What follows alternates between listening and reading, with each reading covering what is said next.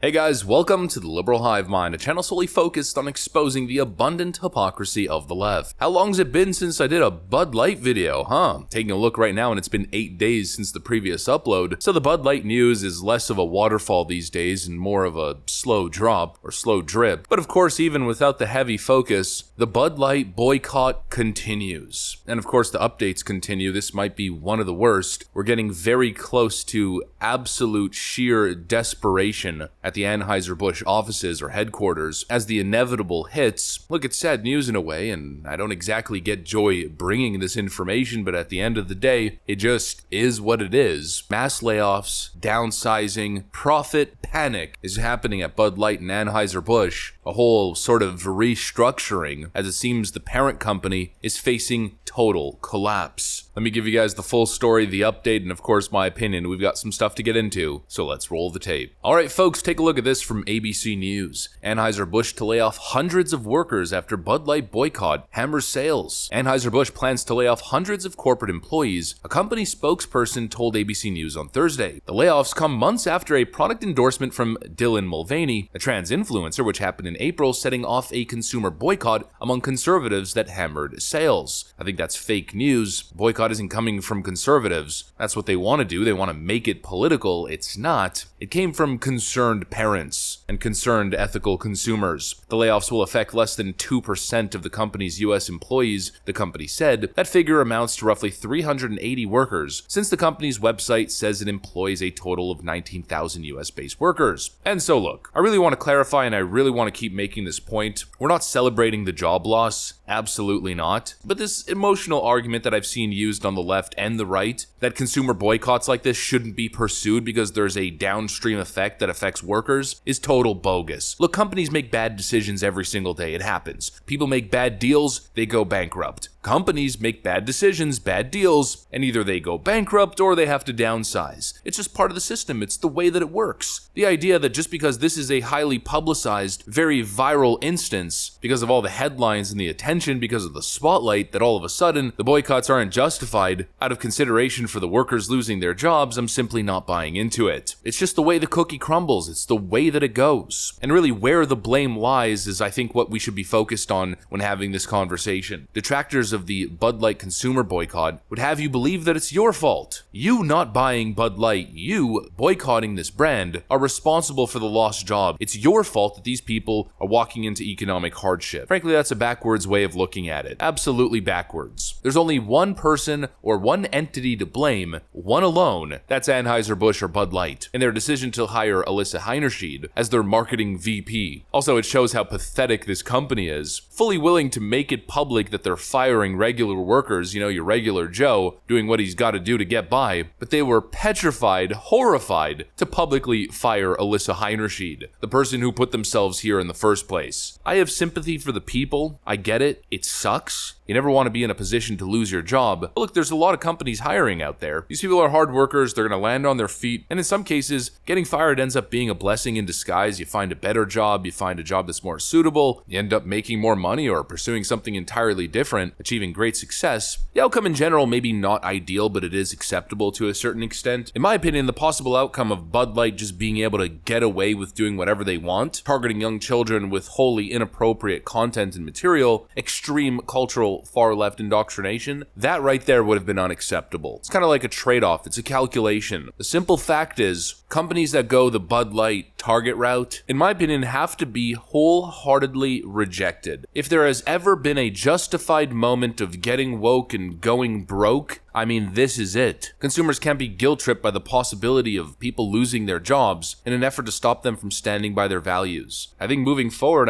there's some negatives, of course. There's some rough edges here. But in my view, there should only be one conclusion. At the end of this Bud Light fiasco, lessons need to be learned. If you're going to go woke, but most importantly, if you're going to target children with woke garbage, well then get ready for the possible collapse. And speaking of lessons, following the incredible downfall and collapse of Bud Light, Kevin O'Leary is now announcing that he's going to be teaching, I guess, a college course. I don't know if he's actually teaching classes in school, but he says he's going to be teaching college students a very important Bud Light lesson. Quote, so unprecedented. Kevin O'Leary says Bud Light is the gift that keeps on giving, plans to teach its 25% market share collapse to college students. The CEO of Anheuser-Busch InBev, the multinational brewing company behind Bud Light, is reportedly planning to go on tour this summer to listen to consumers, but Shark Tank star Kevin O'Leary, also known as Mr. Wonderful, doesn't believe that it will turn things around. I don't think that's going to work, O'Leary said in an interview with Fox Business. He's going to get an earful. There's no question about it. The problem with that tour and that idea is that it keeps it as a frontline press item. Mr. Wonderful then highlighted how Bud Light's situation is unprecedented in the beer industry. Beer brands take decades to build and usually are fighting for maybe 1 to 2% share per year by spending hundreds of millions of dollars on advertising, he explained. This has never happened before. No beer brand has ever lost 25% market share in a matter of hours. It's so unprecedented that there's no playbook for this. Teaching a lesson, and O'Leary then pointed out why Bud Light has been facing such strong headwinds. Beer is a commodity, the only difference is brand, so you have to protect your brand every way that you can. If you don't understand who's buying your brand and you enrage them, which seems to be what happened here, you don't know the outcome. And now we can measure it. 25% market share. O'Leary also intends to share the insight with his students. This is so extraordinary that I'm planning to teach it this fall in colleges that I visit and guest lecture at. I've never seen a brand case like this one, he said, later adding that Bud Light is the gift that keeps on giving. Unprecedented indeed. Now Bud Light finds themselves in a very awkward position, being written into the history books as a lesson to teach young business students what not to do in the world of marketing and corporate decision making. I mean, that's how you know that it's not just bad, it's extra bad. When you're this unprecedented new standard and new case being taught to students, you know that you seriously effed up. You know that you seriously played yourself.